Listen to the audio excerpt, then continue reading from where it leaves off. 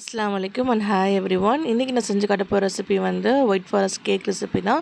இது ரொம்பவே beginner ஃப்ரெண்ட்லியான recipe. இதனோட பொண்ணோட பர்த்டேக்காக செஞ்சுருந்தேன்.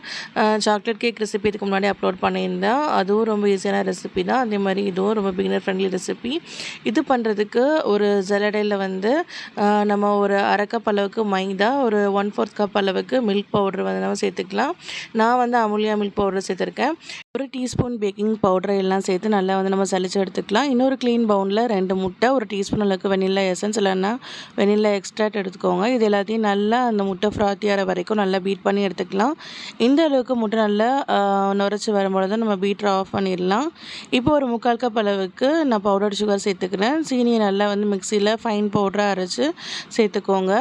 இந்த பவுடர் சுகர் வந்து நல்லா அந்த முட்டையில் வந்து நல்லா கரையணும். அது அளவுக்கு நல்லா நம்ம வந்து நல்லா ஃபோமியாக க்ரீமியாக வர வரைக்கும் நம்ம வந்து பீட் பண்ணி எடுத்துக்கலாம்.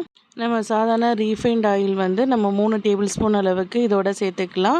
இந்த ஆயில் வந்து நல்லா வந்து முட்டையில் பிளெண்ட் ஆகணும். அது வரைக்கும் நம்ம நல்லா வந்து பீட் பண்ணி எடுத்துக்கலாம். நம்ம கேக் பண்ணும் பொழுது நமக்கு மெயினான வந்து இந்த வெட் இன்க்ரீடியன்ஸ் எல்லாத்தையும் நல்லா மிக்ஸ் பண்ணுறது தான் வந்து ரொம்ப முக்கியம். நம்ம கரெக்டான டெக்ஸ்சரில் மிக்ஸ் பண்ணும் பொழுது தான் நமக்கு வந்து கேக் நல்லா வந்து ஃப்ளஃபியாக ஸ்பாஞ்சியாக வரும். அப்போ தான் கேக்கும் வந்து நமக்கு ஒழுங்காக வந்து ரைஸ் ஆகி வரும். இப்போ வந்து நம்ம எடுத்து வச்சுருக்க ட்ரை இன்க்ரீடியன்ஸ் எல்லாத்தையும் கொஞ்சம் கொஞ்சமாக வந்து சேர்த்து இந்த மாதிரி கட் அண்ட் ஃபோல்ட் மெத்தடில் மெதுவாக வந்து நம்ம மிக்ஸ் பண்ணி எடுத்துக்கலாம். இப்போ வந்து நம்ம ஒரு 2 டேபிள் ஸ்பூன் அளவுக்கு காய்ச்சி ஆற வச்ச பால் இல்லைன்னா பேஸ்டரைஸ் மில்க் வந்து நம்ம சேர்த்துக்கலாம். இப்போ வந்து நான் கொஞ்சம் கொஞ்சமாக மீதி இருக்கிற அந்த ட்ரை இன்க்ரீடியன்ஸ் எல்லாத்தையும் சேர்த்து நல்லா வந்து நான் மெதுவாக மிக்ஸ் பண்ணி எடுத்துக்கிறேன். நல்லா வந்து லம்ஸ் இல்லாத மாதிரி நல்லா நம்ம மிக்ஸ் பண்ணிக்கலாம். ரொம்ப வந்து பேட்டர் வந்து கொஞ்சம் திக்காக இருக்கிற மாதிரி இருந்துச்சுன்னா ஒரு டேபிள் ஸ்பூன் மில்க் வந்து நம்ம மறுபடியும் சேர்த்துக்கலாம்.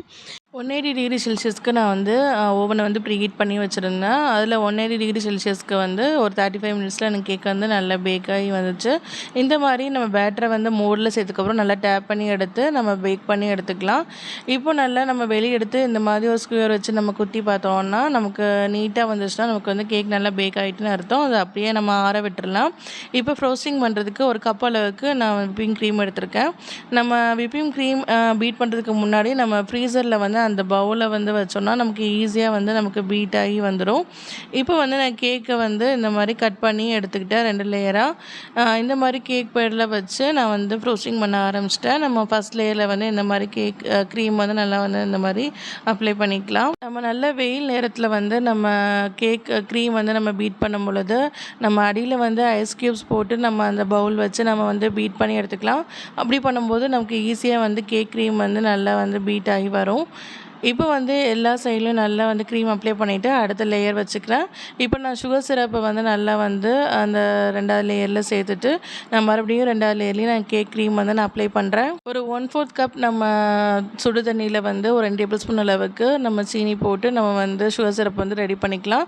சுகர் சிரப் வந்து நல்லா ஆறுனதுக்கப்புறம் தான் நம்ம வந்து கேக்கில் பண்ணணும். இல்லைன்னா கேக் வந்து நமக்கு மெல்ட் ஆயிரும். நம்ம கேக் க்ரீம் வந்து லூஸ் ஆகிற மாதிரி இருந்துச்சுன்னா நம்ம வந்து ஃப்ரிட்ஜில் வச்சு நம்ம ஃப்ரோஸ்டிங் பண்ணி எடுத்துக்கலாம். நமக்கு டைம் இருந்துச்சுன்னா நம்ம கேக்கையும் க்ரீமையும் வந்து கொஞ்சம் நேரம் நம்ம ஒவ்வொரு ஸ்டெப்பாக பண்ணி நம்ம ஃப்ரிட்ஜில் வச்சு கூட நம்ம வந்து ஃப்ரோஸ்டிங் பண்ணலாம். அப்படி பண்ணும்போது நமக்கு கேக் க்ரீம் வந்து நமக்கு மெல்ட் ஆகாமல் இருக்கும். இப்போ ஒரு ஸ்க்ராப்பர் வச்சு சைடில் உள்ள எக்ஸ்ட்ரா க்ரீம் எல்லாத்தையும் ஒழுங்காக வந்து நம்ம ஷேப் பண்ணி எடுத்துக்கலாம். டார்க் சாக்லேட் எல்லாத்தையும் நான் நைஃப் வச்சு நீளமாக வந்து கட் பண்ணி இந்த மாதிரி சைடில் நான் வச்சுருந்தேன். சுற்றி வந்து நான் டெக்கரேட் பண்ணியிருந்தேன். அப்படி பண்ணும்போது நமக்கு கேக் வந்து இன்னும் கொஞ்சம் பார்க்குறதுக்கு நல்லா இருந்துச்சு. ஒயிட் ஃபாரஸ்ட் கேக்கில் நம்ம ஒரு லேயருக்கு மேலே வந்து ஒயிட் கமோன் சாக்லேட் வந்து நம்ம துருவி சேர்த்தா ரொம்ப டேஸ்ட் நல்லாயிருக்கும். அன்றைக்கி நான் ஆட் பண்ணலை. அதுக்கு பதிலாக மில்க் கமோன் சாக்லேட் மாற்றி வாங்கினதுனால நான் ஒயிட் கமோன் சாக்லேட் போட முடியாமல் போயிட்டு. நீங்கள் பண்ணும்பொழுது ஒயிட் கமோன் சாக்லேட் வந்து கொஞ்சம் துருவி வந்து நம்ம சேர்த்துக்கலாம் ஒரு லேயருக்கு மேலே. ஃப்ளார் நான் போடும்பொழுது கொஞ்சம் க்ரீம் லூஸாக இருந்ததுனால கொஞ்சம் ஃப்ளார் வந்து கொஞ்சம் அன்ஈவனாக வந்திருந்தது. மேலே வந்து நம்ம செர்ரி வச்சு நம்ம வந்து டெக்கரேட் பண்ணிக்கலாம். அவ்வளோதான், ரொம்ப ஈஸி அண்ட் டேஸ்ட்டான ஒயிட் ஃபாரஸ்ட் கேக் ரெடி ஆகிட்டு. மற்ற கேக்கை விட ஒயிட் ஃபாரஸ்ட் கேக் எல்லாருமே ரொம்ப விரும்பி சாப்பிடுவாங்க. கண்டிப்பாக இந்த ரெசிபியை ட்ரை பண்ணி பாருங்கள். அவ்வளோதான், ரொம்ப டேஸ்ட்டான ஒயிட் ஃபாரஸ்ட் கேக் ரெடி ஆகிட்டு. கண்டிப்பாக ட்ரை பண்ணி பாருங்கள். வீட்டிலேயே பண்ணும்பொழுது நமக்கு இன்னும் டேஸ்ட் நல்லாயிருக்கும். இந்த ரெசிபி பிடிச்சா மறக்காமல் லைக் ஷேர் பண்ணிவிட்டு என் பேஜை ஃபாலோ பண்ணிக்கோங்க. யூடியூப் சேனலையும் சப்ஸ்கிரைப் பண்ணிக்கோங்க. தேங்க்யூ.